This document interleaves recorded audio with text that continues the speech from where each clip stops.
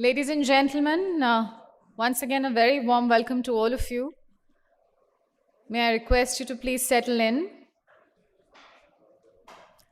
Ladies and gentlemen, India's influence in the global arena is increasing. India has much to contribute to the global economy and the global dialogue on many significant issues.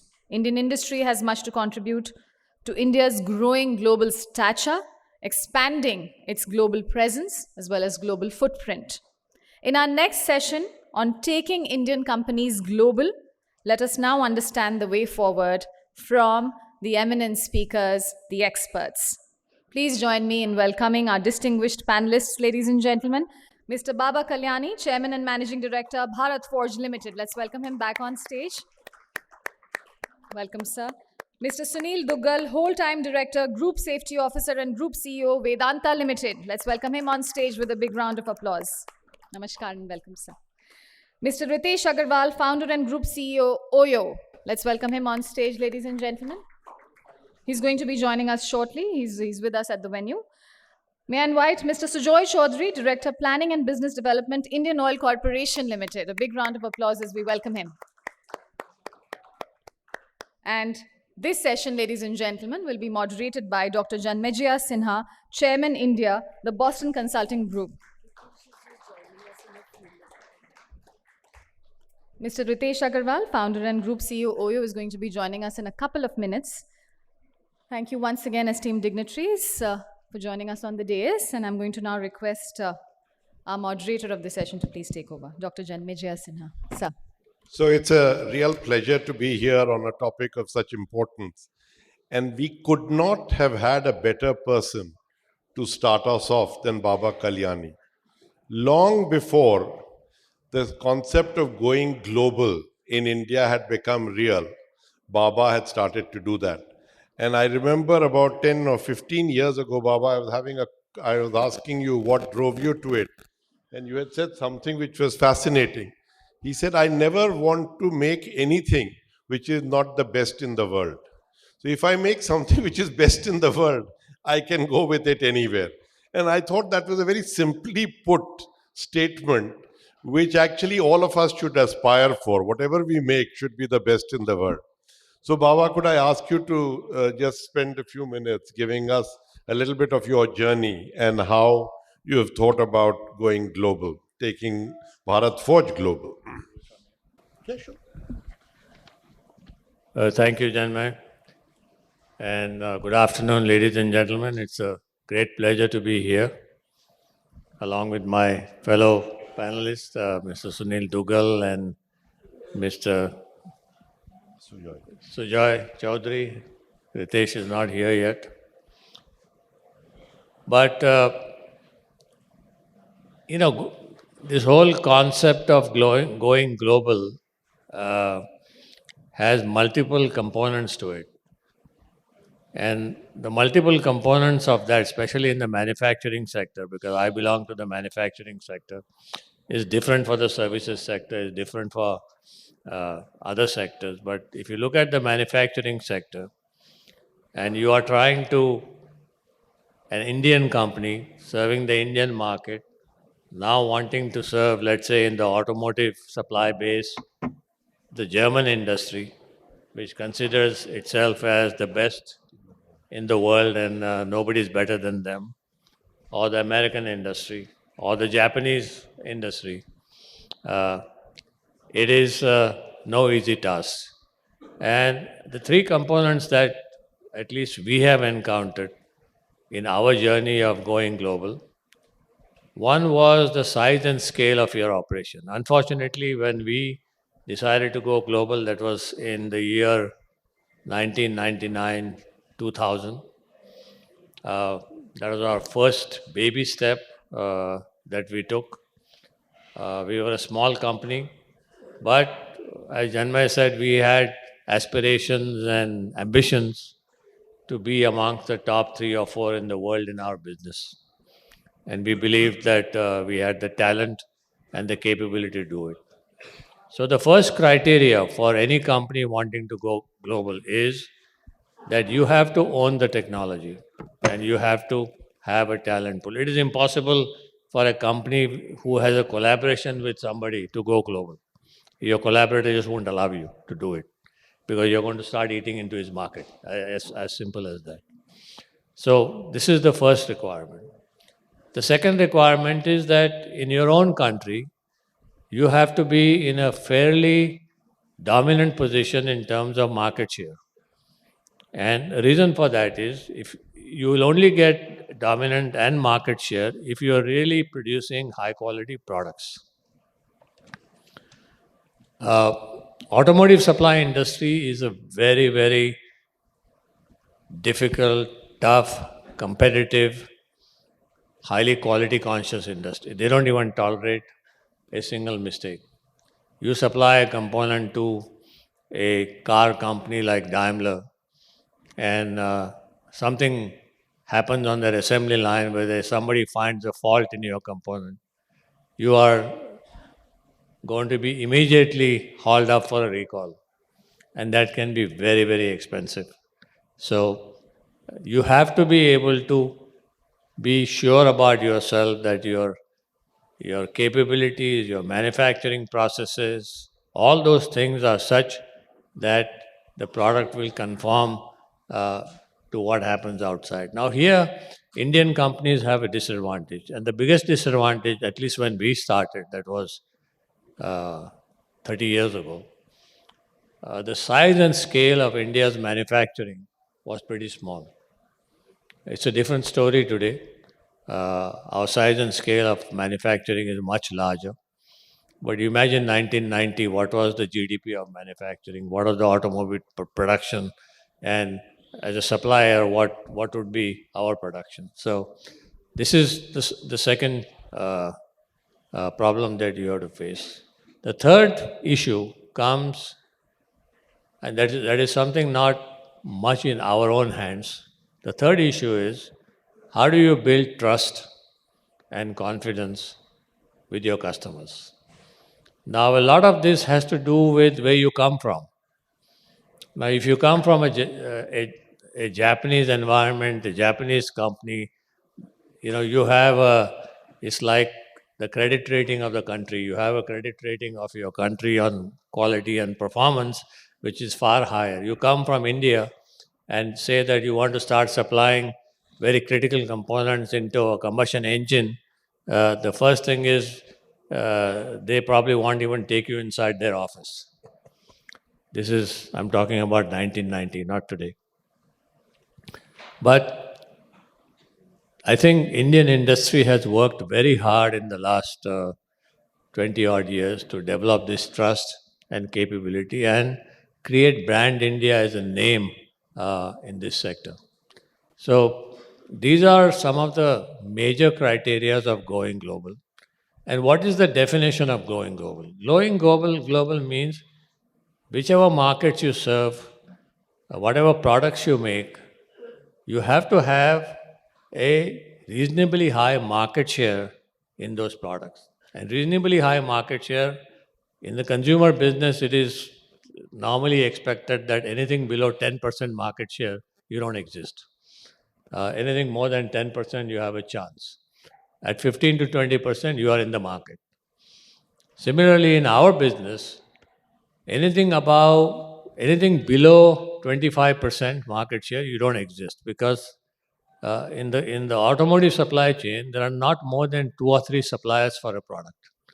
So if you have two or three suppliers for a product, you either have to have a 40% market share, then you are at least amongst the top two, or you have to have greater than 50% market share, then you are number one in that business. So this is the name of the game. And once you get there, then then the travel is pretty easy. Your plane has taken off and you're cruising. And you can keep growing your business, you can keep growing your markets, and lots of things that you can do to horizontally expand. And that's what we have done. We have in our business, for the automotive industry, we have close to 60% market share in supplying engine components in the United States and in Europe. And therefore, we have a pretty dominant position with almost every customer in this space. Uh, I'll come to another aspect of going global, and this is more recent. And that aspect is that you now see government of India, uh, especially Ministry of External Affairs and other ministries, driven of course by our Prime Minister's vision of keeping India first in everything that they do, politically or uh, political, commercial, geopolitics. We are now taking a position that what is in the best interest of India should be what needs to be done. And a good example of this is every embassy, Indian embassy in the world today, is ready to help any private sector company to get access to those markets, which you probably don't even know exist. I mean, there are, for example, in our case, we didn't even know there are markets in little countries in Africa. And our definition of Africa is Nigeria and South Africa.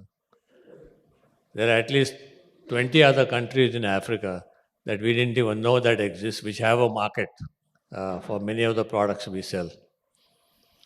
Similarly, in Eastern Europe, in uh, the Asiatic part of Europe, there are countries which have a tremendous amount of market, which we didn't even know exist. And these markets to us were accessed by our embassies and their staff there. So I think we have to be thankful for the policy side of this equation, because getting an access to these small countries and these markets is a very different cup of tea than going to Germany or going to France or going to Sweden or going to the United States. It's very, very different. So I think there is a lot of work that is going on at the government level, getting access. And I'll just give you one example. Apart from our automotive business, we also do a lot of work in our defense business, producing products for our Indian armed forces and our services. And just recently, with the help of our embassy in one of the countries, I can't name it, we got a very large order, close to $200 million for a complete artillery gun. I mean, you can't imagine that Indian private sector company can develop and supply artillery guns to a country in Europe. So that's the name of the game. So going global is possible, takes a lot of hard work. And as the Indian economy grows, and as we heard in the morning, we are looking at an economy by 2030 to be anywhere between $7-8 trillion. That's almost the third largest economy in the world. The size of the industry will grow, and therefore the size of capability will grow. And our ability to take this capability global will also grow. Thank you. Baba, let me ask you a few questions. I was making notes when you were speaking because some of the things were really, really very insightful. So when you said to start with, you need to own the technology. You need to have a dominant domestic market share. You need to have very high quality because small mistakes can be very costly. And that you need to build trust and confidence with the customer.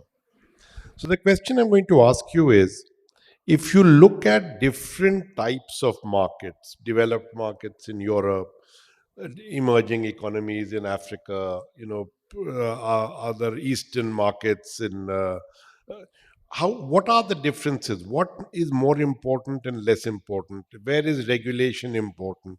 Where is quality important? Where is technology important?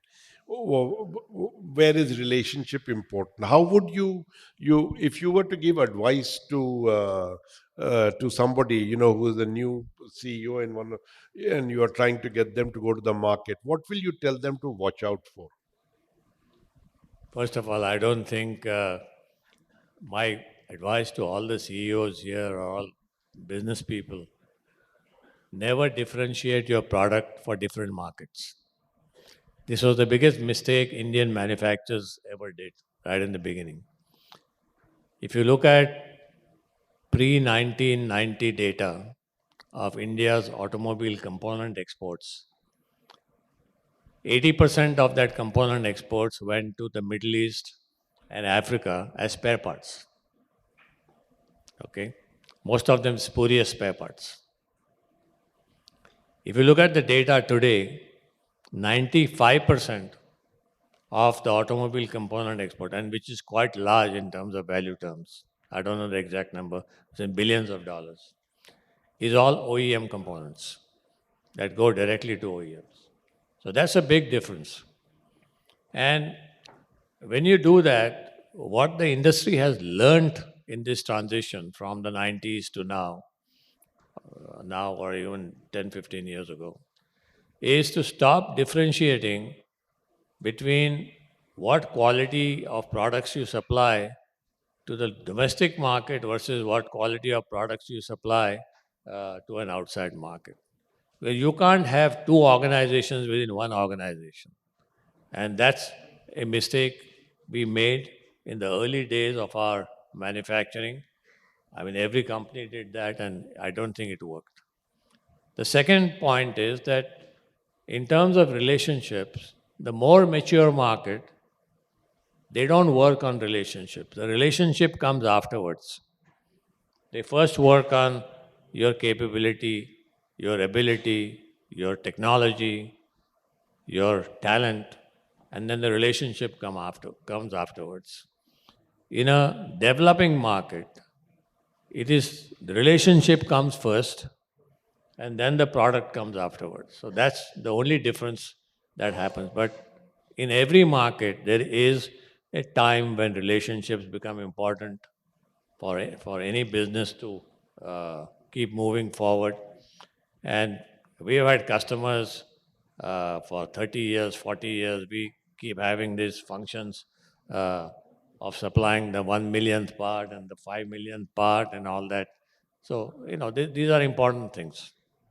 And the last question I'm going to ask you is, when you are choosing talent for the domestic market versus those you are choosing to represent you in the international market, is it the same talent or do you differentiate and look for different skills? We have the same talent. Actually, we have the same guys who do the job. Okay, that's great. Sunil, I'm going to come to you with regard to Vedanta. I am very partial to Vedanta because the promoter is from my town in Bihar. And Biharis are very good in politics, very good in bureaucracy, very good in academics, but are very rarely entrepreneurs.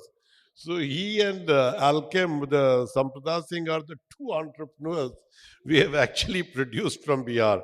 So we are all very partial to him from Bihar.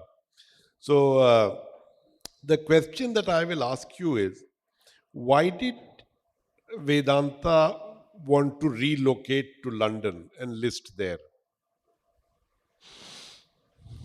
So there was a time, actually, it was a need of the hour at that time when we needed capital. I mean, to raise the capital in India at that point of time, if you want to go to the scale and you raise the capital, that was the requirement, and that is why our chairman moved to London at that point of time, and he raised $20 billion.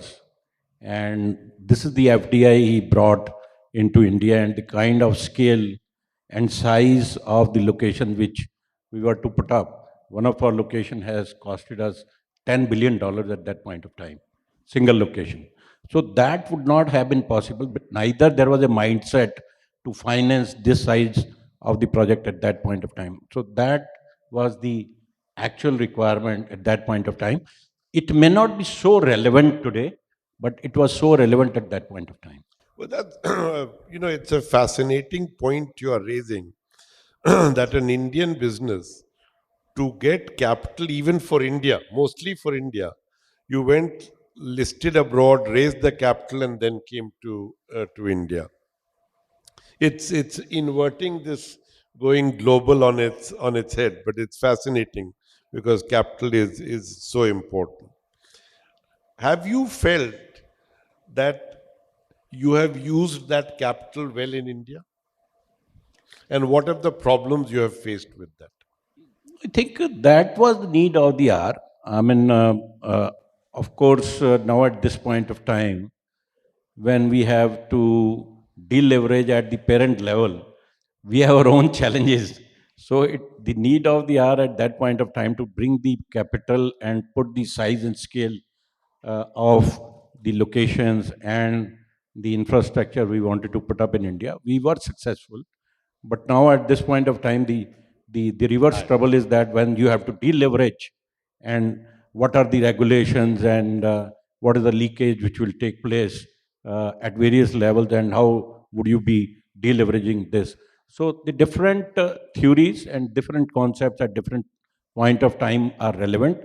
I think raising the capital by listing ourselves at London Stock Exchange at that point of time actually helped us to come to this scale. Otherwise, it would not have been possible to rise to this scale for us.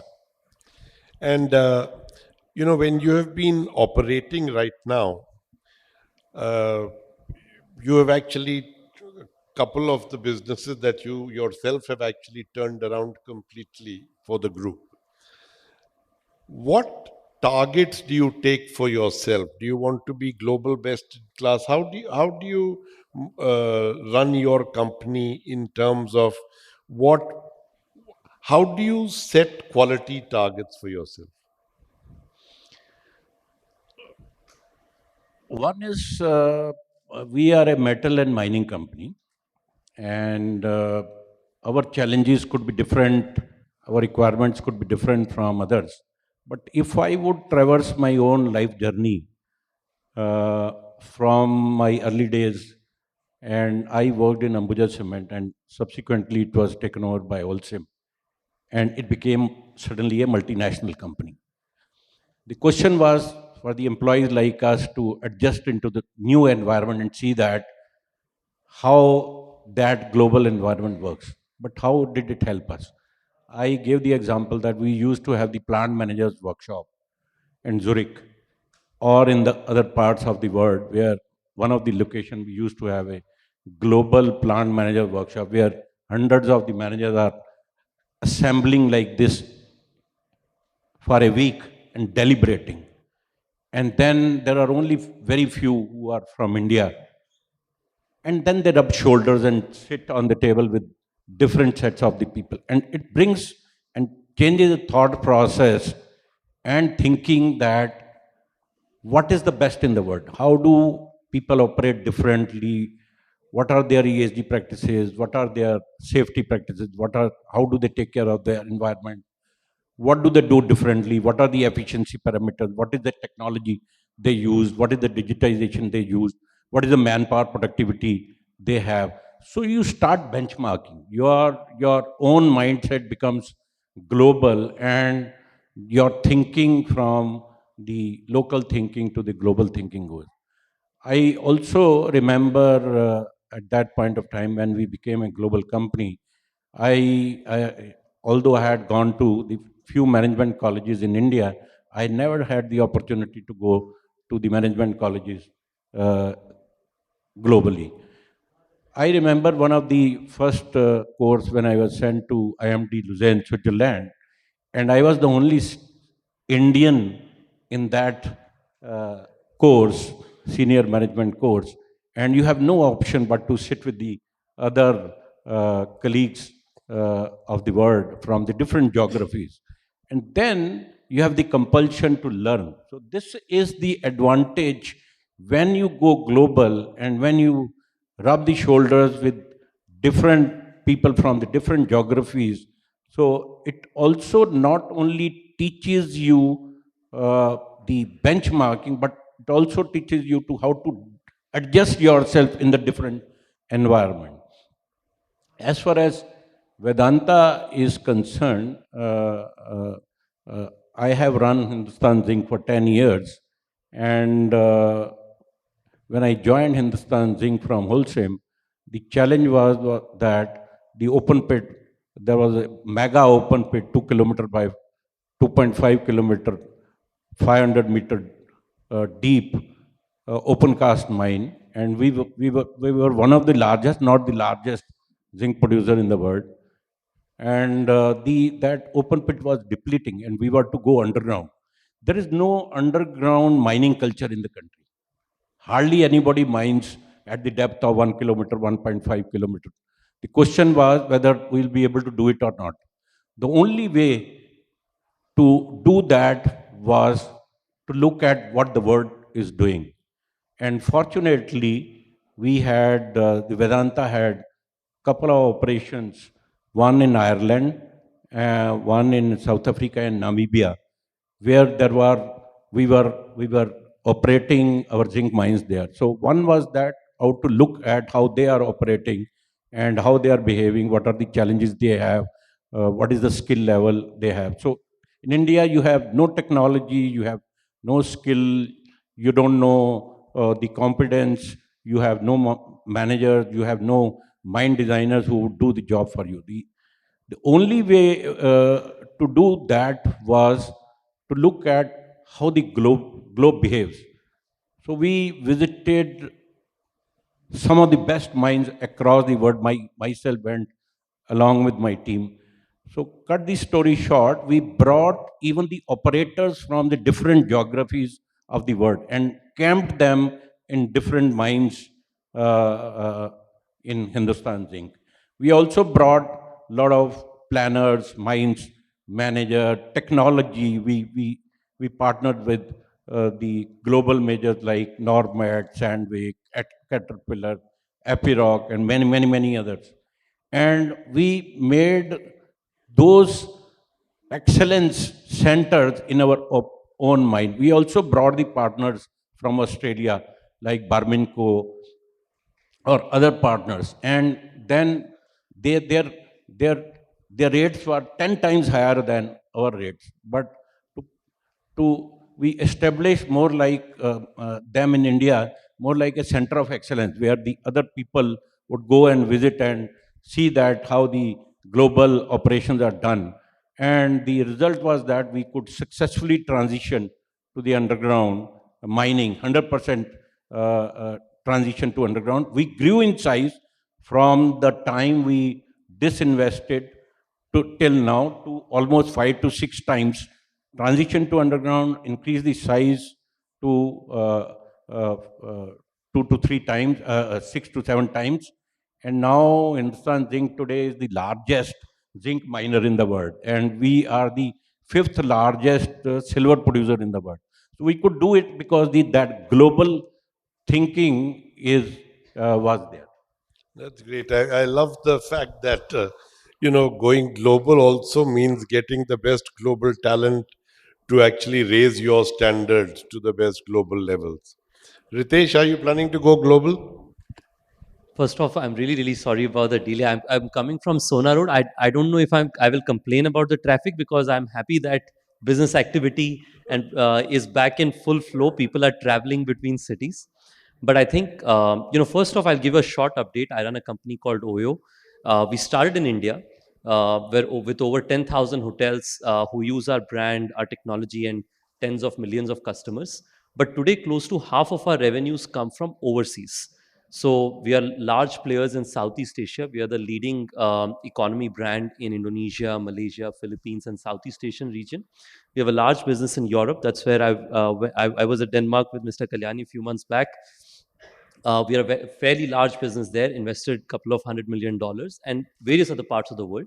So really the way we built our business is we built software for small hotel and holiday homeowners here in India. And now that's being used by over 100,000 business owners and over 50 million customers overseas. And I think that works very well to the context where I would like to share that whenever we talk about export opportunities, we are predominantly talking about manufacturing, which is of course a great opportunity. Or second, in services, we talk about IT services, which is a big enabler of India's new employment. But I think there is a new ecosystem that is very nascent but growing, which is the software as a service ecosystem, which is the kind of world that I represent. But I think there are many other companies in India which are growing very quickly. For a long time, that ecosystem was predominantly enabled by United States Bay Area based companies, or maybe companies in Europe as well, SAP and various other companies that you would have heard about. But increasingly, you see India not just being, showing up in that map, but India as being probably the most exciting player. because India has this large group of engineers, the highest software engineers in the world, where every parent wants their children to grow up and become an engineer, including what my mom wanted me to become. Enabling this talent, which can potentially become the next generation of not just software services, but product enablers that can get created, where entrepreneurs are also thinking. A large number of startups that you see are also creating companies in this SaaS ecosystem. So I'm very excited about it. We are also, in our own humble way, driving substantial exports, but not of products, but as in physical products, but of software products, which are being used in different parts around the world. So, what were the biggest challenges you faced in establishing yourself in Southeast Asia and then in Europe? And were there differences between Southeast Asia and Europe? Yeah, I think I would say that if I were to look at around the world, every country came its own challenges. But I think Asia, by and large, had similar challenges as that of India, or learnings as that of India. And being English language speakers allowed us to solve for a lot of English speaking countries like United Kingdom, US, and so on. So I think these were two things that were similar.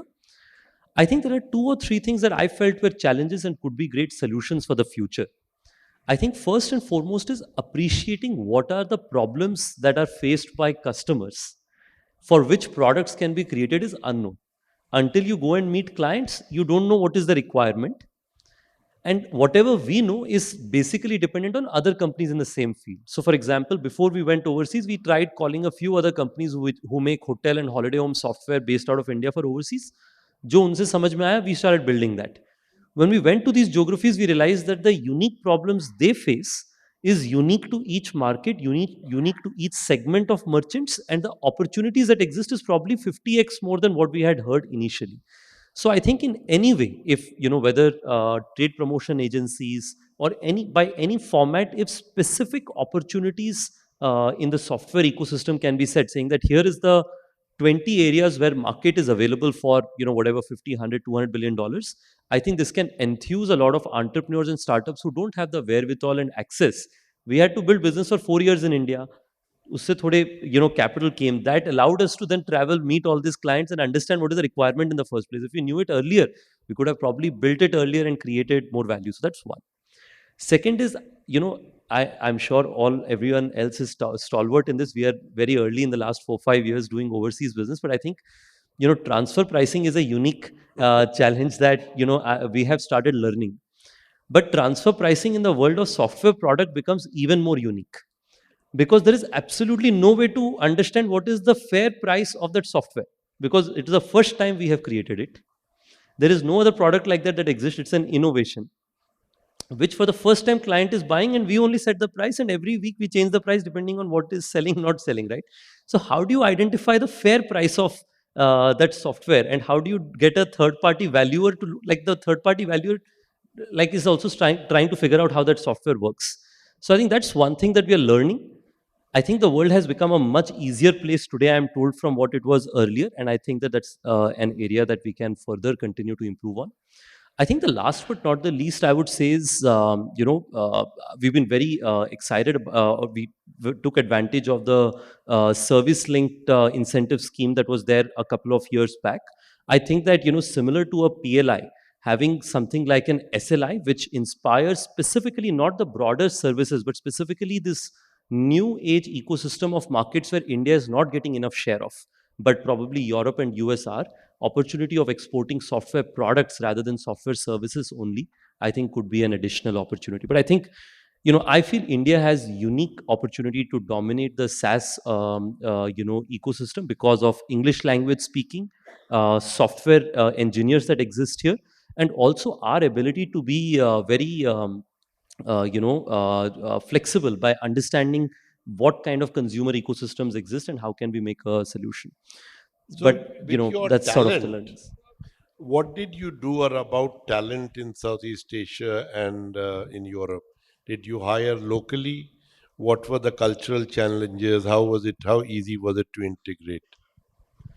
I think first off, India is again very unique in the world of software, because if you look at world's best digital companies, their CEOs are now from Indian origin. And almost every boardroom is having a discussion that whenever they're looking at succession, some of our board members are on various other US boards, and they say nowadays in boards there is a discussion saying that why are we not nominating an Indian origin person as the next successor? Are we doing something wrong which all these other companies are doing right? So I think it's a rapid shift. So we are very lucky that we are in an ecosystem where finding talent of Indian origin is actually relatively easier, either from India or Indians who are abroad, who we can get access to. And they also have heard about OYO. So, when we were going to recruit in Germany, there was somebody who knew about OYO from their friends, family, somebody in the family had used us. So they reached out to us themselves saying, I heard that OYO is coming to Germany. I'd like to come join you. So I think we've gotten a lot of Indian origin people in overseas as an enabler. But on the field sales, for people who go and engage eventually with the direct client, not the leadership, we have recruited locally, where we've either, of course, recruited from people in the industry, or we have recruited people from other technology companies such as Amazon, Uber, Airbnb, etc., which are other digital companies where people have reasonable experience. But I think we have seen Indians overseas as being a very, very critical enabler of our growth, because they have in some way, a sense of pride, saying now we will have an Indian consumer brand. In the 20th town, like in Bremen in Germany, you will see an Indian consumer brand that people will go and use. So that sense of pride inspires them to, overcome a lot of challenges that would otherwise come by. So, Sujoy, I'm trying to decide how nice to be to you or not. Where should I begin with Indian Oil? So, three questions for you. You all have joint ventures, in different parts of the world. As you have been thinking of, that you are operating in an area which is the most important for us in our balance of trade discussions, right? I mean, it's one of the most important things that we need to fix. And the more you can find inside, you actually give us much greater Atmanirbharta than most other things.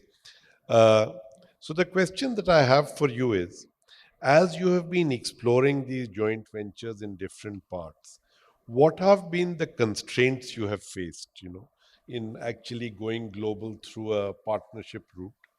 And how many of them have been internal to you and how many of them have been external to you? Thank you, Janmaji. And my co-panelist, is wonderful to be on this platform. Yes, per se, Indian Oil was created with the concept of promoting Atmanirbharta. We started our journey in 64 when the government felt that we need to have a national oil company. Especially, I would like to highlight the year, the 70s, the first oil shock, when our R&D was created. The moot purpose of creating the R&D then was that we create a company who actually translates these lubes. As I speak, all the automotive majors, including I'm sure Babaji's company, also runs a little bit on servo, which is our premier brand. Do you? In fact, right at this moment, Tata Motors and we are working at Israel to promote that battery swapping technology with Finergy. So we are there everywhere. Now, though, as I say, the moot point was creating or trying to substitute products, and we have been to a very large extent successful. Today, Navy operates almost 100% on our products. By our products, we mean the advanced lubricants which are needed, which were erstwhile completely imported in the country from countries like Europe. Now, if I look at the T90 tanks, which are a recent thing, there also we have been able to substitute the imported lubes completely. Today, you look at the territory of Ladakh. The typical incidence was every summer they used to use a lube, which was, of course, available in the country. And the winter, they used to shift to an European lube because one of the multinational majors, Shell, etc., who used to supply these groups. We have been able to completely substitute that grade and introduce only one grade, which works from -50 to +50. So that has been an incredible journey which we have been able to do. Come to petrochemicals. When we started petrochemicals, which is a lesser known product of ours, and in fact, I was talking to Baba Kalyani just a few minutes back. So this polymer was a recent venture of ours. When we started, we were in a nascent stage and we had a few grades. especially in the automotive sector, which is one of the premium sectors where we use our impact copolymers, which gives you the strength as well as the flexibility. We have been able to introduce about 20 grades. Now, with that, what has happened is to a large percent of our automotive customers, we have been able to reach our grades. So what was the special which actually led us to this journey?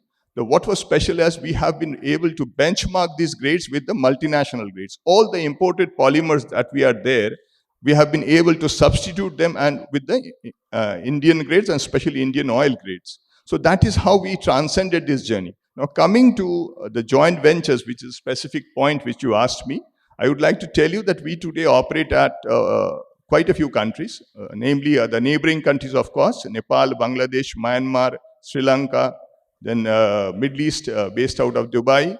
Then we have our offices in US, in Canada, in Russia.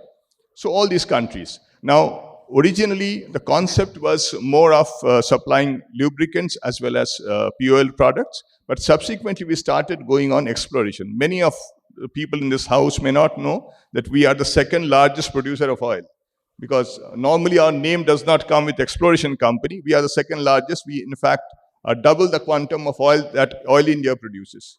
And most of it comes from overseas. Now, if that is happening, that basically tantamounts to the fact that we are saving foreign exchange. Because we are earning in dollars abroad, and we operate at geographies like Russia, where we have two major fields. We operate in Canada, we operate in US, we operate in UAE in a major way. And we have fields in Venezuela, in Iran, which unfortunately we are not able to harness at this point of time due to the geopolitics. So that is how the spread is, and every area we had unique experiences. We had to adjust, adapt, and that is how we have come. Now, if I look at joint ventures separately, today we are moving in every direction with a joint venture, because if I look at Petchem, you cannot do without a joint venture today, because your technology partner would only like to give you those specialty petrochemicals only if you allow them to come into a joint venture. Similarly, we are moving into textiles, we are moving into other advanced lubricants. Like I'll give you an example. We are about to declare the production of SAF, Sustainable Aviation Fuel, which would become mandatory from 2025 for all international airlines. Today, principally 3 countries manufacture: Sweden, Norway, and US. So we would be the 4th country to manufacture, and we would go for 2 joint ventures, one with a US company, both are US companies. So that is how we have to move forward, because tomorrow's era is all about collaboration, be it domestic collaboration or be it internal collaboration. And in all these areas, depending on the partner, depending on their strength, depending on my strength, we need to adapt, we need to modify, we need to change the approach to make it successful. Otherwise, these won't last. So, which has been the hardest country for you to operate in, and which has been the easiest country for you to operate in? There are a few ifs and buts. Why I would say this, look at Russia today. As you know, the geopolitics has played its game. So what has happened, these oil majors who were the operators there and with whom we used to enjoy a fantastic relation, those relations have been disturbed for the time being. So that has created definitely a few ripples. The outputs have reduced. But otherwise, I would say Canada was an area where we entered into a exploration business for gas as well as oil, which is called the Pacific Northwest project of Canada, which was on the western coast of Canada, where we were supposed to get a huge quantum of gas as well as oil. The main portion was gas. We have not been able to monetize the gas. The gas is there, it is sitting there, but we have not been able to monetize because Canada typically has an issue of First Nation. The First Nation citizens actually blocked that pipeline which would have led this gas to the west coast and where from we could have liquefied this gas and transported it. So that was an issue. That is one of the major obstacles that we had faced in this journey. And otherwise, UAE has been very friendly. UAE is very, very supportive of whatever developments we do. They have, in fact, left their back-in rights in certain major wells where we have discovered oil. So UAE was very, very friendly to that extent. Otherwise, generally, people have been very cooperative. Even in Israel, which is considered to a not so easy a place to operate, we have got fantastic cooperation and we're doing extremely well. Do you have to also employ overseas personnel in your? Yes. And In, has in then all these ventures, other than a few critical people, we have overseas employees. Mauritius, we also have a major holding. When we started, Mauritius was a very important, interesting case in point. I was a person who wrote the initial, I should say, the notes to establish that company. And no one ever thought that an Indian company going into Mauritius, where all the oil majors were operating, would have a market share anything beyond 5-6%. Our market share in Mauritius went up to 60%. So you can imagine the kind of influence which we had there. Today it is slightly less because the part of the aviation fuel has gone to another oil major, but still we enjoy a 40 plus market share even in Mauritius. In Lanka, even in these troubled times, you have seen the Lanka oil, IOC Lanka has done extremely well and the highest ever profits. We have been very supportive of the government of Sri Lanka as well, and we had to do all this, changing our ways of doing things. So we are not a typical PSU. We do things differently, and we are very firm on our path. you make the government behave. Government is there, so but government definitely acts as an enabler. But at the same time, we need to respond in a particular time frame so that we can make it happen. And now I'm going to come to the audience to get questions. You'll just find that this panel is fascinating. You have people from oil, mining and minerals, you have manufacturing, and you have the new age, player who has come up and in a short period gone global in a manner that you've just heard. So would you raise your hand, identify yourself, and please ask brief questions. Thank you. Yes, gentleman there. You could speak up. We might be able to hear you.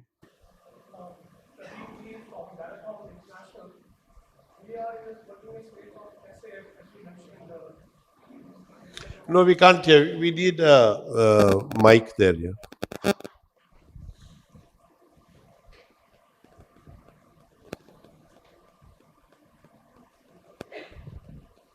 I'm Pradeep from Danatom International, Switzerland. We are working on a space of SAF.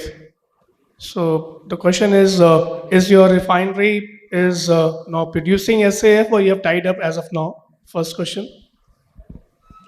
No, we are not producing SAF as of now. We are going ahead to produce SAF. We are You're tying up with the licenses to produce SAF. So are you considering any European hydrogen Europe technology into it, or you're only working towards US? As of now, the planned ones are US based. US based. Okay. You're not looking at Halde Topsy technology, which is quite. It's there in the radar. We are evaluating Halda Topso as well. There's no two opinion about that because Halda Topso happens to be a part and parcel of Indian refining sector. So there's no two idea because what has happened in one case, I'll give you a name, though it is not approved as yet, but still. As you know, LanzaTech is one of we have invested into LanzaTech. Now, LanzaTech is a double decarbonization measure that we are taking. First of all, we are collecting the flue gases from one of our major units in the Panipat refinery, and we are converting that to a third generation ethanol. Now, from third generation ethanol, we intend to move towards SAF. So if that is so that is why we are continuing with LanzaTech in that particular project. Are you considering green hydrogen as a way forward? Yes, green hydrogen. As you know, the whole idea of Indian oil today is we occupy around 9% of the India's energy pie. I'm talking of energy pie, not oil pie. So if 9% of energy pie today I occupy, my tomorrow's vision also is to be occupying 9% of the total energy pie of tomorrow. And in that energy pie, the nature of fuel will completely change from today what is there to tomorrow's. So tomorrow's fuel I need to be there, and green hydrogen is definitely one where we would be there. You must have seen that we have announced a joint venture with L&T and Renew to that effect. So that is one way, definitely, but we are exploring multiple ways. I'll get in touch with you a little later on Definitely. many more Definitely. things, Thank you. Yes, ma'am. Yeah. Very good afternoon to everyone. I'm Dr. Nancy. I'm the CEO of MentorX Global. While we are, focusing upon my company, focus upon the skill development for the startup, and seeing all of you, from next generation entrepreneur to all the successful veterans here, I would just love to ask you that, we talk about unicorns, we talk about startups, and we talk about all the glorious people who are here, but there are many failures also that doesn't get talked about, and definitely many of the startups are there.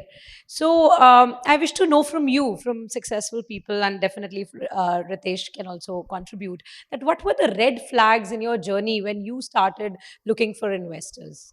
I mean, the hindrance. Yeah, I think given the discussion today is about economic policy, global economic policy, I'll try and use that context in terms of failures. Look, I think when we tried taking our product global, initially we first launched in Malaysia, which was in Southeast Asia, so that was fair successful. We've done well there over the years. But I think there are some countries we've not done well. So, for example, China is one of those regions where we did try and pursue business. It's a huge market. The allure of China, for some reason, it convinces a lot of technology companies to go there with not much success eventually. And we learned it the hard way ourselves. Of course, we still have operations there, but I think the big learning from there has been, first off, you have to try, and probably most of the a lot of times you'll be successful, a few times you'll fail, and you have to take it on your stride, learn from it, and get better next day. That's the big learning. The second one is, I think it's critical to try and prioritize markets where you have reasonable visibility of high success rather than just markets which are big. I think China as a market was big, but I think there were also second order other implications which are outside of just consumer proposition that we should have thought about. I think the third is investors. I think at the end of the day, clearly rejections is a name of the game. Your clients may reject you sometime. Your future team members may consider, some of them may not want to join you. You may have shareholders who may not want to purchase your paper at that point of time. I think at the end of the day, it's your job to continue to make sure that you do a better job, you create better earnings, you create better services for your customers, and eventually I've seen that they turn around. So I think that's sort of been our learning, I guess. Great. Wonderful. Thank you. You, sir?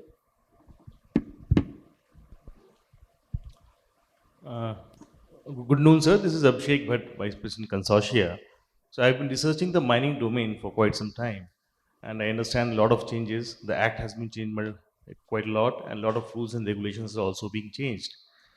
In the area of exploration and survey, around 17 or 18 NEAs have been impaneled. So how do you see this will impact the mining industry downstream?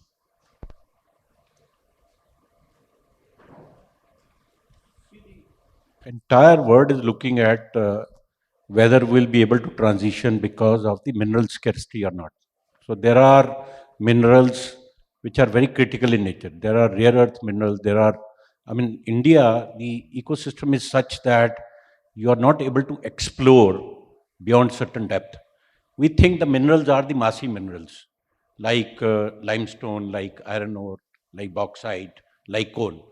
So we do not think that there are minerals beyond that, but the real requirement of mineral is beyond that. If you need battery, if you need the other applications, storage, if you have to put up your renewable power, so all this transition will really need critical minerals, and actually the requirement of the minerals beyond these 4 or 5 minerals will be very, very large. If I would give you the example that a traditional gas-based power plant, 1 megawatt, compared to 1 megawatt traditional gas-based power plant, the renewable power requires around 6 to 7 times more minerals. Similarly, a EV requires 8 to 10 times more minerals in terms of value compared to a traditional car. So the entire world is looking. So the India, the ecosystem, that ecosystem is not there. The exploration, the government has been thinking that this is their duty to do the exploration. So if we were to benchmark globally how the exploration is done globally, the exploration again is done by the startups. So there are junior exploration companies who would actually list on the stock exchanges, and they get the handsome capital. The exploration is a business where the risk could be 1:100. There is a mine called Century Mine in the world. This is called Century Mine because the exploration went on for 100 years. 100 years there was a failure. 100th year they found the success and it became the biggest mine in the world. So the question is that in India, whether the people, the startup people or the young guys know that there is a requirement of exploration, and whether the government encourages that, and the regulation in India, which we are trying to, tell the government that there is a need to benchmark where you will have to sell it to the startups and tell them that you can raise the capital, you can risk the capital, and there could be a smooth transition from the exploration to the mining where they can sell their right. If the risk is 100 times, the reward could be 1,000 times. Then only the people will be encouraged. The last question. No.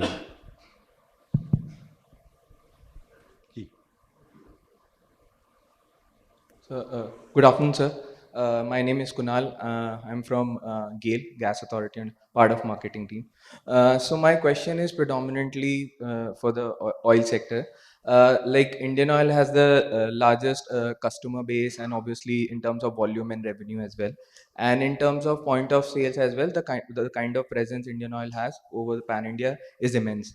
So as government focusing on more on EV and hydrogen based fuels, so how do you plan and how do you strategize in terms of the large retail base what you have in building up? Going along with the government strategy scheme for the EVs and the hydrogen. Yeah. As you rightly said, these are called retail outlets, right? So in the first thing, today we dispense fuel, petrol, diesel, lubricants through these outlets. We are also the second largest gas player, so we definitely intend to sell gas, and we have many CNG stations across the country. Third, we are, I think, the largest EV charging station available in the country, with more than 3,000 EV charging stations across the country. Today, we have LNG by road, which we have positioned at certain outlets. So what I just wanted to tell you is, depending on the nature of energy, which would be critical at that point of time, these outlets, which are today known as petrol pumps, would get transitioned into something else. The name can change, but the nodes remain. These nodes can also function to supply the daily needs of people, to aggregate the agricultural produce from the villages, to supply spare parts, to be a partner of Bosch, to supply very critical components. So as we see it, that these are nodes in a network, and they can be utilized to supply, to retail, to deliver any solutions or products as the case would be. So we are developing these outlets in that direction. Yes, many of them may not be able to adapt, but a large portion of them, we are sure that they'll be able to adapt, and they need to be trained accordingly so that this continuity remains. So now I'm going to come back to the panel and put them all on the spot. I'm going to begin with you, Ritesh, and I'll end with Baba. Give one piece of advice to anyone who is wanting to take their company global, and try and give the advice from a learning that you have had personally. And it can be sector agnostic. So what advice would you give? I think start small and be perseverant. Don't accept failure too early. We started Malaysia in 2015, I think. When as a company only we were a year or 2 years old. But first year was a very bad outcome, right? Like owner said, we don't want to do business with you. Client said, we don't know the brand. Should we use it at all or not? And most people, including our board, convinced me that you should shut this business down. So I said, okay, I'll shut it down. But, allow me to keep $50,000 a year budget for 2-3 years. If it doesn't work, 3 years is $150,000. We'll make more income than that from like Gurgaon city, right? So please allow me that much budget.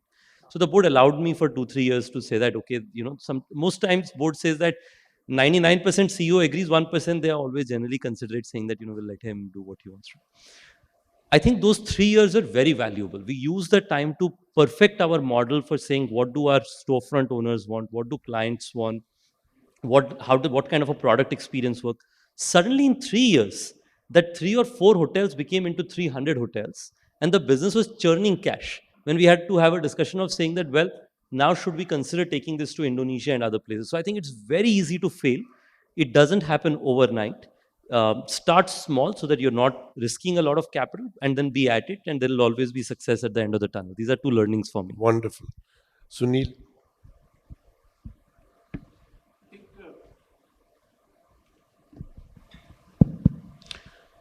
No, I think from my viewpoint, the most important thing is that open to learn. If you are open to new idea, and no idea is a foolish idea, and actually the most foolish ideas at some point of time in our life, which are branded as the foolish ideas, become the most innovative ideas tomorrow. So if you were to look at the other geographies and other people, be open to learn, and as he rightly said, that the perseverance, and don't deter from the failures. Great. Sujoy? Since our investments are generally large, I would say to be a bit, do a bit of homework to identify the geography, to understand the ethos, and then invest well and stay invested with seriousness, understand them, empathize, and then go ahead to succeed. Wonderful. Baba, you have the last word. Well, all these other panelists come from very different sectors. I come from a manufacturing sector. It's a large sector, and of course, it's a very global sector. And today, India is at an inflection point in this sector because the tide is turning in our favor as we move forward in this decade. But so is the global opportunity. The biggest opportunity globally today is lack of talent that is there in the globe. In most developed markets, 20 years ago, you would think Germany had the best engineers, or the United States had the best technologists. Today is exactly the other way around. It's Indians who are running those companies. And therefore, if you want to go global, my one single piece of advice, be very sure that you have a product that is capable of standing on its own 2 feet in that market. Wonderful. Thank you all. This has been a real privilege for me to moderate this panel, and I hope you picked up something on how to take Indian companies global. Thank you. Ladies and gentlemen, let's have a very big round of applause once again for our panelists. Thank you to our moderator, Dr. Sinha. Thank you for steering that conversation. And thank you to the panelists for guiding us in taking just the right actions in the right direction. May I request you to give us a photo opportunity, gentlemen, on stage? The photographer awaits a group photo. Ladies and gentlemen, a very important announcement now on the post-tea break sessions. We're now going to be breaking for tea, but we have parallel sessions post the tea break. From 4 o'clock to 5:30, we have a session here in the Crystal Ballroom on mobilizing higher tax revenues for financing India's development. And at 4:30 p.m., there's a session on establishing India's leadership in the digital economy of the future in the Regal Room on the first floor, where we have our chief guest, Shri Rajiv Chandrasekhar, Minister of State for Skill Development and Entrepreneurship in Electronics and Information Technology, Government of India, gracing that session.